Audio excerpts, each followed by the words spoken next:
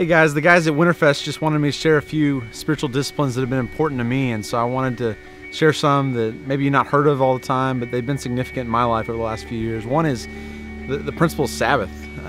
We often think of Sabbath probably as a Jewish practice, that it's really about not doing work or making sure everything's taken care of the day before Saturday, but Sabbath in my own life has become so important because it's such a busy culture that we live in. Things are going crazy all the time. It seems like we have no downtime, whether it's cell phones, computers, music, iPods. It's just always going on. And so every Friday is my day off. It's the day I choose to take Sabbath. And most people think it's some kind of legalistic thing, that it's really about making sure you do no work or you're getting everything down. It's legalistic. That's not it at all. It's really about deciding what's going to give you life. What is it you can do today to choose life rather than the death that so often we get into. The Israelites in Exodus, they learn a way of life from Pharaoh. They're taught to put brick after brick in place. They're beaten if their quotas aren't up to speed. And so when God frees them from that, they go up to Sinai, and finally they're free from this oppression. And the first thing God does is He gives them these laws, these commands, after He's given them a story to live out,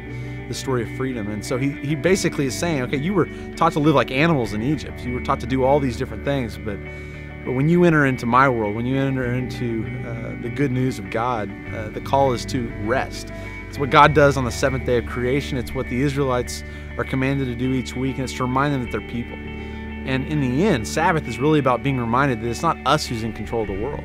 It's God who's in control of the world. So what are some practical ways that you can think about trying to live out Sabbath in your own life? Well, it's pretty simple. Think about daily rhythms that you can begin to take on that would really bring rest to your life. What are the devotional times that you're going to give quiet to God and set aside that to say, I'm not in control of the world, it's God who's in control of the world? What are weekly rhythms? What are monthly rhythms? And then what are annual rhythms? What are ways you're going to be able to get away?